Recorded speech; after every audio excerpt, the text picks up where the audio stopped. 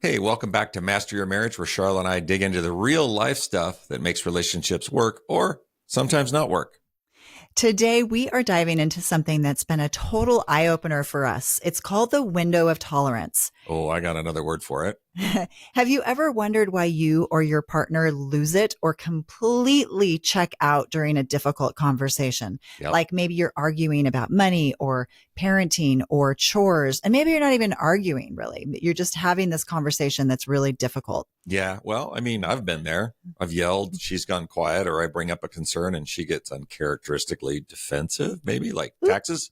Oh, Yeah. it is that time of year. And then we're both just left wondering what just happened? Like, I understand what happened. Like, we were all cool. And next thing you know, right? We've all had that experience, right? Tell me I'm not alone. No, you're definitely not alone. Okay. So here's the thing. These things don't just happen because of poor communication skills. Right. Sometimes it's our nervous systems that's at play. So if you stick with us this episode, today we're going to show you how understanding your window of tolerance can help to prevent so much stress in your marriage and in those conversations that you're having in your relationship. Understanding this tool that we're going to give you today, understanding this is like having a cheat code to staying connected, even when you have to have those difficult conversations, which is just part of life. Also, for our current students, coaching clients, this episode is going to be one of those ones that you'll get as homework, and it should be a really great reference episode for all of our clients or anyone who really wants to understand window of tolerance.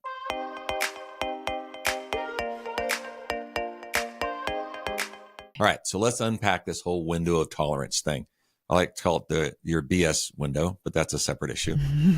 So I'm sure you've heard of this before, the window of tolerance. Yeah, I mean, I have, but I think it might be something that a lot of people haven't heard of. Right. So it's a psychological term coined by Dr. Dan Siegel. And it's, as you think of it, it's more like it's your sweet spot. Like when you're in this sweet spot in your window, you're able to receive information, sometimes good, sometimes bad, process it, stay and feel relatively regulated, feel calm and capable. You're able to learn really well. You're able to communicate better, and you generally can handle whatever life throws at you, even if you're having a difficult time, like maybe having a disagreement.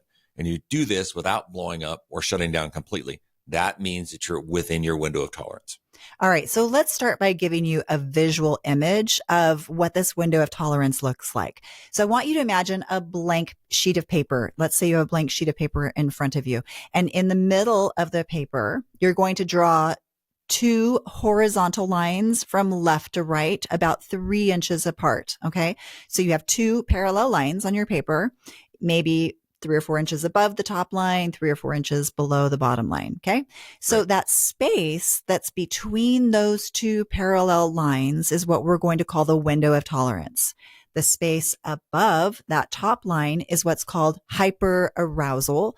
And the space below the bottom line is what we call hypo arousal. And you can go ahead and draw this out right now on a piece of paper if it's helpful for you to see a visual and label those areas. Or you can even search the internet right now for window of tolerance, and you're going to find a lot of different images about this online. So let's talk about those spaces. I love to see this image, because I'm very visual, as divided into 3 separate sections, right? Top, hyper, middle, window of tolerance, bottom, hypo, right? So let's talk about the spaces above and below, which are hyper and hypo arousal. These are 2 different states in which the nervous system can exist. Hyper is what you would think it is. It's a little spun up. It's a little bit overactivated, right? Hypo is being underactivated, right? So when you're hyper, above your window, hyper is when you're amped up. You're sort of in this fight or flight mode. You're anxious, angry, or you're just a little bit sharp. And, you're just a little bit out of control because things are happening too quickly for you. There's a little bit of a chaos. And it can make you feel like going to this fight or flight. Yes. Yeah. So that is hyper. Hyper. And that's above the line, Yep. above the top line. Okay. Now hypo is just the opposite, which is so interesting to me. So hypo is freeze mode. It's where you go numb. It's maybe where you zone out emotionally or physically. You have decreased responsiveness. You might withdraw. You might feel sad, depressed, detached. Right. You might feel your body shutting down or freezing. Some people can't, when they're in this state, they can't even express words. Like they're trying to speak or talk to their partner, and they just can't even find the words to be able to express anything. Some people have described this to me as it feels like you're moving through molasses, or it feels like maybe you've unplugged my computer. So there's really very low energy to it. It's such a strange sort of default setting, because as you'll find out later, we're not used to that setting. But some people, that's their default, right? Right. So then, of course, we talked about hyper and hypo. Now you have your window of tolerance. This is the middle. Yeah, this is the middle, right? This is the space between the two lines. And when you're inside your window of tolerance, things are pretty solid, right? Doesn't mean everything's good, because you could be pushing towards the top, right? Shortening that up doesn't mean that they're bad. You're just nice, steady state, managing things that come at you. And we've all sort of been there, right? We've been to this position where we've had a stressful job or stressful life, and we're just like, let's take it in, let's do it, right? But you're well managed when it comes to that. You're not overregulated, you're not underregulated, you're just steady, which is ideally where we want to be, especially in our relationships. Yeah. And here's a key point here, is that it's not that you don't feel stress or pressure when you're inside your window of tolerance. You may not even feel super elated or happy all the time when you're in your window of tolerance. You could feel pressure or stress, but those things just don't bother you so much. You're able to handle stress. You're able to handle pressure. So as a way to explain this is think back to a time when something small, like that shouldn't have set you off. One of your kids pushed your buttons or something small, and you become triggered, right? Yeah. For absolutely no reason. And your reaction is sort of disproportionate to like what happened. Like, boom, you're all over the place. That is when you're hyper aroused, right? And you're outside of your window of tolerance, and probably you're overreacting sort of with a lot of energy. That comes with being hyper aroused. Yes. And then conversely, we've also had those moments where someone says something to you and maybe it shocks you a little bit, and then you just shut down, and the opposite happens. So instead of having that energy blast, you actually unplug. Your body's there, but your heart and your mind just kind of go offline. You're numb, you're frozen. You might even be dissociating, and that's the hypo side, under the line. Right. So as you can see, there's two ways of being outside of your window of tolerance, right? And you can see how you can go, straight into fight or flight mode, or you can go into freeze and do nothing mode with this low energy. So we're all familiar with these places because we've all been there. Yeah. Right. Yeah. You know what these places feel like because you've experienced them. And so maybe as we're talking about it and bringing awareness to it, maybe you're starting to notice, oh, I actually have a preference to go in one direction more than the other direction. So we have a preference. So for Robert and for me as well, like we tend to both stay within the window of tolerance, or we go above the window of tolerance. Yeah. Very rarely do I go below the line. Very rarely do I go into hypo. Like almost never. So you might notice that maybe you're like that too, or maybe you're the exact opposite of us. And this was something that was really interesting to me when I started coaching clients. I would ask them to describe to me, what happens in your body? What do you feel when you start to get dysregulated? And I would hear things like what I mentioned earlier, moving through molasses, or some people would say, I'm so tired. I'm exhausted. I feel like I need a nap. It feels like someone unplugged me. And, being sort of the geek that I am, I would get so fascinated by that because it was just foreign. I'm not used to that in myself. I'm not used to experiencing that with you. Going hypo isn't something where we tend to go. Yeah. And that's so I loved it when I think maybe you had one client who really, really did that. And I was like, wow, that's such an interesting sort of default mechanism. Not something that I'm used to. All right. So it's noteworthy, right? It's helpful to know your own patterns, and then also know when you tend to go outside of the lines. Let's say when you're coloring outside the lines of your window of tolerance, right? So think about it for yourself. Like, where do you go? And like what things or actions might send you above the line? And then what types of things might send you below the line, right? And even though I tend to go above, I do remember times going below, right? For sure. And so like, here's a good example. Like maybe your partner, Charla, brings up your impressive Amazon history. And, do I immediately go silent? and words disappear from me, or do I go straight into defensive and hyper arousal mode? Yeah, it's just really, like you said, it's noteworthy. It's useful, that self-awareness, to just start to pay attention to when I go above it and when I go below it. And I was noticing today has been really stressful, actually, for both of us. We've had a lot of things go wrong. Our technology went wrong today when we were trying to record, and we had to reset up our whole podcast studio. You know, my son was driving and he scratched his paint on his car this morning. Like, all these dumb little things kept kind of compounding in my day today. And so even when we sit down here to record just now, we had to work on getting ourselves back into our window of tolerance, because there's been so much happening in our life this morning. So, you know, that it's just good to notice where you are. You know, we've also had conversations the last couple of days about taxes, which, you know, that might be one of those things that kind of shuts me down. They're one of the few things that sort of shuts me down. I don't want to talk about that. I don't want to talk about taxes. What are these recurring subscriptions? Like, do we still need these? Oh, and then Charlotte goes, "Oh, I don't want to talk about that." Yeah. So yeah, it's just interesting to notice. You know, I've had couples where, you know, one partner gets very hyper and they might go into a 30-minute, 2-hour. I've even had one client that told me about a 5-hour monologue that his wife went on when they were on a drive somewhere on a road trip. And at the same time, he was going fully hypo. Like, I don't know what to do. I feel stuck. I can't even talk. I'm numb. So it's just do a little reflection here. What direction do you tend to move, and what sends you there? Yeah. I mean, absolutely. And you would assume that maybe you marry the opposite of yourself, right? Mm-hmm. Like, oh, I would marry somebody who would go down because I'm going to go up. And then Charlotte and I are just fire and fire, hypo and hypo. So hyper. Hyper. Yeah. So, you know, we'll get into that situation, and I'll try to put her fire out by throwing gasoline on it. Right. That's helpful. Yeah. And that doesn't work.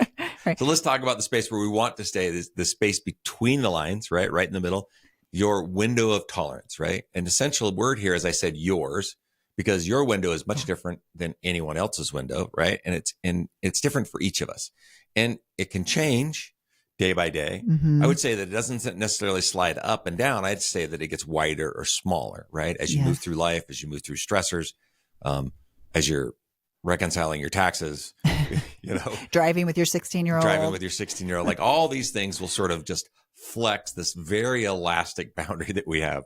Sometimes we wish it was a little bit more fixed, right? Yes. Other times it feels like your window shrinks, you know, super small, and generally you don't handle things well, right? And that's where we're going to talk about some strategies later. If you stick with us, we're going to talk about how to expand that window. So you might be noticing, oh, that's what's going on. Oh, now I'm starting to understand myself a little bit better. And maybe you're starting to understand your spouse a little bit better. Yeah. You know, you're starting to see, hey, there are times when we have a very narrow window of tolerance. Like, you know, maybe we're only handling things well when everything is going our way. I'm getting my way in life. Life is going smoothly. Everything's going perfectly. Yeah, sure. My window of tolerance, it's all working for me. But let's be honest, life doesn't always work that way. So we want to think about, like, we don't want to just have this narrow window of tolerance where we can only stay regulated when things are going our way. We want to think about, how can we widen our window so that we can be more resilient, more tolerant when life isn't going perfectly smoothly, because life is full of these big changes. That's actually what life is. Life isn't about being smooth. Life is about managing the bumps. And if you think about, which I love to think about, like the evolution of relationships here, like think about all the things you go through throughout the course of decades in your relationship, from little babies that are crying through the night, right, to job losses. And we just talked to a friend of ours who's making this really big move across the country. And, you know, those things put on, like, those are life things. Yeah. Life gets very lifey, and life gets very messy. And it does get very messy. So we don't want to get derailed and sent quickly into hypo or hyper arousal every time we're met with a life challenge. Yeah, without. So one of the ways we can expand our window of tolerance is to keep challenging ourselves to do difficult and hard things. I'm sure you've heard of Dr. Andrew Huberman, right? He's got an amazing podcast, and we're going to link the episode in ours so that you can go and listen to this piece, right? And he talked he talked on this one episode about deliberately engaging in things that you don't want to do. And he calls them micro sucks. Like, and I just love that because that term resonates with me. Say it again. Micro sucks, right? Things that suck. Yeah. And working on these things you don't want to do, these micro sucks can potentially increase the size of your, and I'm going to use a brain word here, right? Increase the size of your brain, but it's really a midbrain. It's your anterior mid cingulate cortex, right? You want me to say that again? Yes, please. Yeah. Anterior mid cingulate cortex, right? So this is a part of your midbrain. Yeah. Part of your midbrain, right?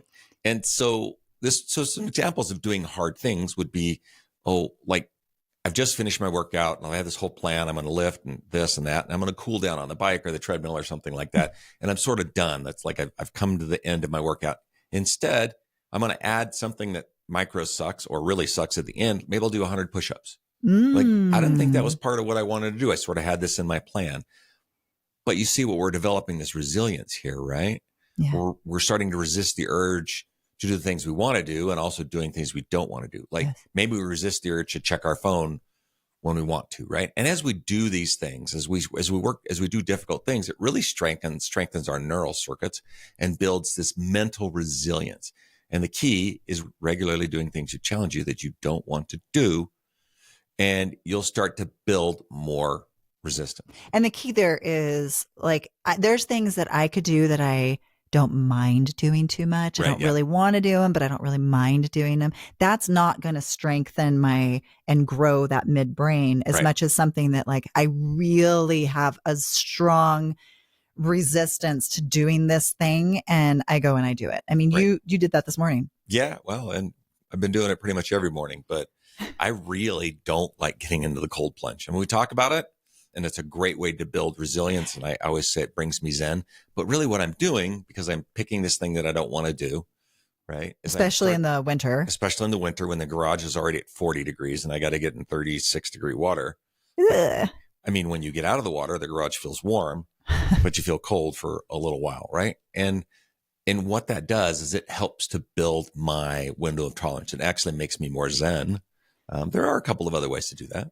So I think before we talk about some other ways to do that, it's also important to recognize what causes our window to narrow. Yeah, we should probably talk about that first. We inferred it earlier, but let's talk a little bit about what causes our window of tolerance to shrink smaller, more narrow. Let's talk about a few of them. The first one that comes to mind is trauma. Yeah. Okay. Yeah. So if you've had past traumatic experiences, this often shrinks that window of tolerance so that you are more prone to those highs and lows. And for something like that, you might want to do some type of therapy work with someone to help to manage and deal with those. It is just because you were conditioned, and I do want to point this out, to respond in a certain way based on those traumas doesn't mean you can't recondition yourself to respond differently with a little bit of professional help. Doesn't mean that you have to. So what are some other ways to? So one of the other things that can shrink our window of tolerance is a chronic stress situation. Mm-hmm. Prolonged exposure to stress without relief. It really depletes our emotional reserves, and emergency and first responders sort of fit this bid. Right. And we were so gratified that we got invited to speak to a bunch of first responders a few weeks ago. Yeah, a few weeks ago. And their wives or their partners. And their spouses to talk about how they can kind of manage this stress and bring it in. And this is like one of their number one concerns. Like, how do I take this high stress situation where I am, right? And, we help not bring it home and help them realize that their window of tolerance is shrinking, right? And and how do I go home and not bring that home and not affect my relationship? So, they have a tough job when it comes to those things. Yeah. I have clients, coaching clients that are emergency room doctors, neurosurgeons, trauma doctors, and when you see death and you're in that constant state of adrenaline all the time in your job, and then you come home, it's difficult to go, okay, realize my window of tolerance is probably shrinking because of the stressful environment that I'm in. How can I even widen it a little bit before I walk through the door and spend this time with my family so that I'm not snappy or shut down? Yeah, absolutely. Okay. So another thing that narrows our window of tolerance are our unprocessed emotions. This is kind of similar to traumas, but also maybe not necessarily traumatic events, just these emotions that we've suppressed. and, anger, rage, sadness, fear, guilt.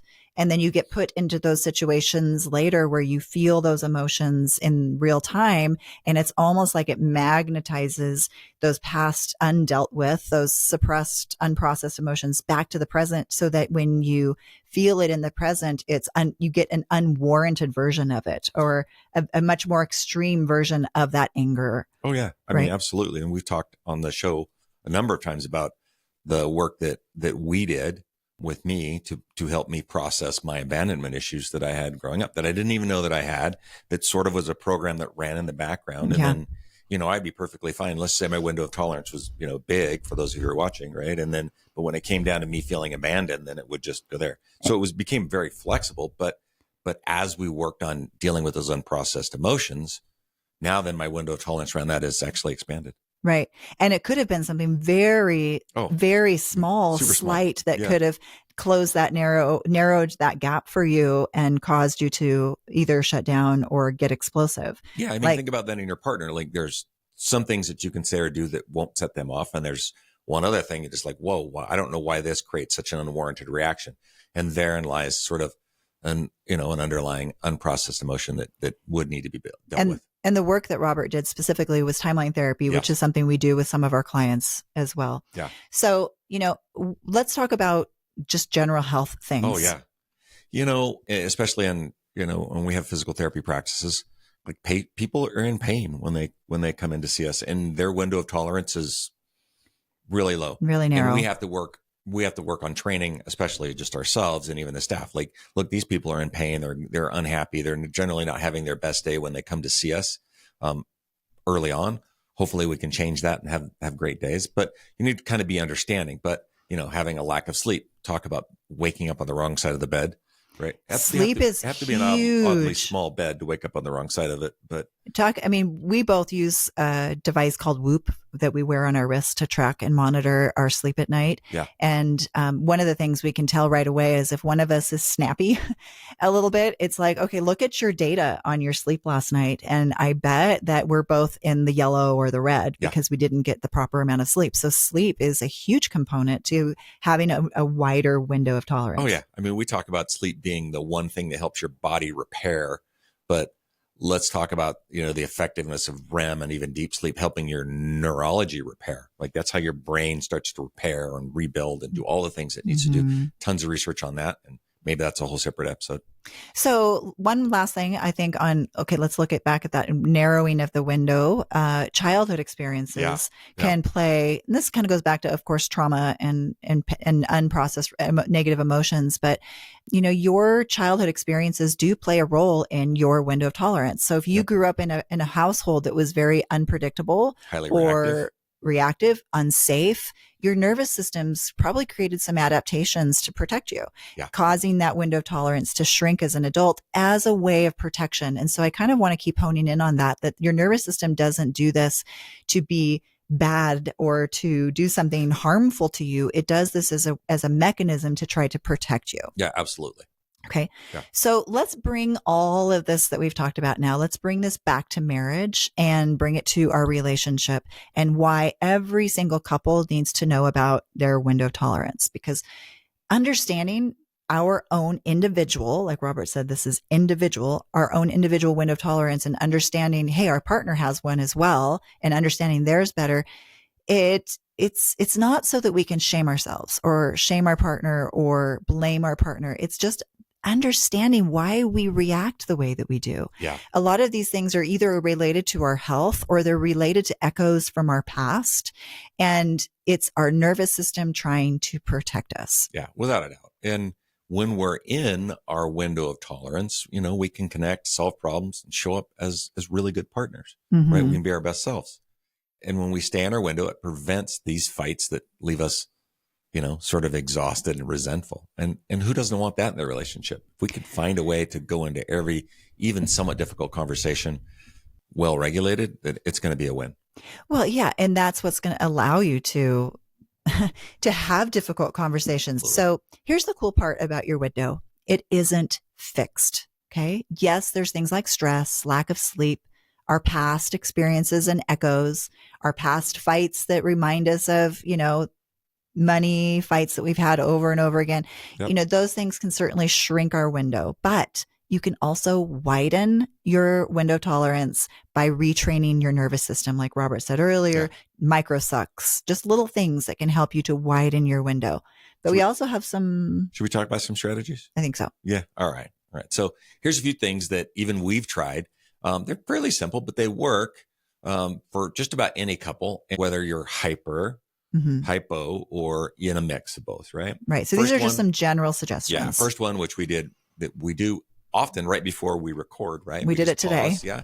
You're going to breathe. So if you feel like you're just a little bit anxious, or maybe even fading out, we're just going to take a 10-second break. You can inhale for 4 seconds, hold for 7, and then exhale for 8. Sort of like hitting the reset button, right? So if you're getting ready to have a difficult budget conversation about recurring charges for tax time or anything, do this first. Like maybe both of you should do it. And it will really keep things sort of calm, right? Sort of centers you. I always just say, I like to say, as we're taking that deep breath, think about we're just expanding, not just our lungs, but we're expanding our window of tolerance. Ooh, yeah, that's a good way to think about it. Yeah. Every breath just expands is just making those lines a little farther apart. Just a little farther apart. I love that. Yeah. And it's so easy, right? You can do it anywhere. You can do it. Just close your eyes. You can do it from any place that you are. And just noticing your breath and bringing your awareness back into your body helps most everyone to get out of that dysregulation. Absolutely. All right. So another way to widen our window, especially in the moment when we're like having a difficult day, like Robert and I had today. Another way is grounding. So grounding is something you can do by yourself. You can do it with your partner. It can be a great thing to do with your partner. If you both are starting to feel yourselves getting dysregulated, just call a break and use your senses to get back into your body. Every time we focus back on what we're feeling in our body, it takes us out of the brain, right? Out of that craze. You're not crazy, but you feel like you are, right? Yeah. So what you can do is you can just use all of your 5 senses and start to notice things. So notice 5 things that you can see. Look around you right now. Are there 5 things that you can see around you? Maybe something beautiful even. Can you name 4 things that you can touch? Yeah, I can touch the leather of my seat. I can touch the plant that I'm sitting next to. What are 4 things right now you can touch? Then name 3 things that you can hear. And then 2 things that you can smell. And 1 thing that you could taste. Right? So that just brings you back into your senses. If you can do this together, this grounding with your partner, just sit there side by side, both of you naming things off, and it'll pull you back into the now. And that's the key. Yeah, I love that. So we've tried both of these, right? The breathing and also the grounding during difficult conversations, right? And it really sort of slows or even just stops the spiral. I like to call it a pattern interrupt because it just sort of interrupts this whole little thing that you were doing and just it distracts you, for lack of a better term, right? But so, and it just brings you outside, and then outside of yourself, because you're starting to center and spiral, right? It brings you outside, noticing the things around you, and then you come back to a time when it's nice and regular. So maybe building on that, I would even say, when you said it brings your attention from the outside back to the inside, it also brings you from outside of your window back inside your window. Absolutely. Yeah. I like that. Right. So one of the other tips I like to say, let's move as a team, right? So take a walk together. Well, this little 5-minute walk, right? It releases the stress for the hyper partner. It'll wake up the hypo partner. Especially after or during a tense conversation. We've gone for a walk, not holding hands, and then ended up holding hands by the end of the walk, right? For sure. A little sure. fresh air will help clear the air, quite literally. Yeah, it's amazing how when we've done that, and you guys, we're not perfect. We don't have perfect nervous systems, that never react. It's just that we are more aware of them now. We're more aware when we're at the edges of the lines, we're starting to get dysregulated, and we just apply some sort of correction more quickly than we used to do when we were younger. And so, we're just like you. And so these 3 things we just talked about, they're amazing ways to shift that energy back to, and getting you back in your window. But here's one thing to think about. They're not just something you do once and done. It's not a Right. one and done fix. They're things that you want to do all the time. And it's a practice and they build. The more you do them, the more your window of tolerance, you retrain. I'd like to think about it as all of this is retraining your nervous system, right? And the more you do that, the wider your window gets and the stronger your marriage is going to feel. I like to think of it as, I love the idea of relationship resilience. And this is training for relationship resilience. I think it's awesome. I mean, you know, and this isn't just for big fights, right? This is for like just all the daily stressors. And, Right. and when you think about all the things that happen in your life, cars and kids and bills and taxes, right? Like these are opportunities to stay connected, and not get combative, right? And this is a game changer. Like as you practice these things, like the strategies that we gave you, like as you practice those, you'll start to feel like your window just growing in general. Yeah. Right. The more you do it, the more it expands. Yeah. I mean, it's fantastic, but it is a practice and it's something that you have to do in order for it to work for you. Right. Absolutely. So next time you guys are in a conversation with a partner and you're having a little spat about money or subscriptions or taxes or Amazon history, you're just having whatever difficult conversation you're having, take pause, take note. Am I in my window of tolerance right now? Or am I slipping? Am I at the edges of it? Am I starting to get dysregulated? What do I need to do to apply that correction as quickly as possible?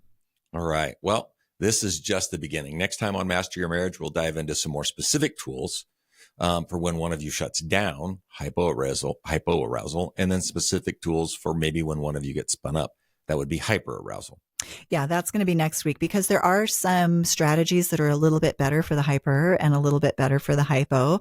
So we're going to give you even more next week. We're going to dive into hypo and hyper a little bit more and give you exact strategies for you depending on where you tend to go. So spend some time this week thinking about what sends you where, which direction do you tend to go and what causes it. And then you'll be ready for that next episode. And that's Should we like practice right now? What do you mean? Well, let's do one live. Like this, Charla might actually just cut this, but this is good. So I feel grounded. I've noticed some things. I took some breathing, and I just have a question. Are you ready for the question? Okay. Are you ready? This should be a challenge. Yeah, Let's try. You guys have already heard it, so this would be perfect. And I'm sure that some of the guys in the room, their ears pricked up on this. Scratch the car. Yeah. So he didn't know about that. No, I just learned about that. So Dallin was backing out of the driveway and he didn't realize he was angled a little bit weird and he brushed up against the bushes on the side of the driveway, which are, it's stick season right now because it's winter. Yeah, so they're just sticks. Sticks are out there and it just right along the front side of his car. And I'm like, stop. And I feel grounded and regulated. Thanks for sharing that. Okay, good. Well, good thing we did some breathing. All right. Well, next week, we're going to talk about some specific ways for the hyper. Think about it this week. Notice when you're going outside of your zone and what sent you there. And make sure you do subscribe to the show so that you can get the notification when the next episode releases so that you're ready for that.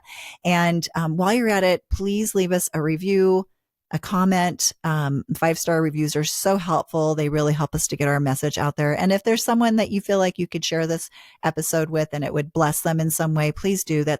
You wouldn't believe how helpful that is for us in reaching more couples who need support. Yeah, we absolutely love hearing from you about how the podcast has helped you. Come over on social media. Let's talk about it this week as well. As always, be kind to each other this week. Put each other first. Remember, it's the small things done often that create the biggest impact. Until next time.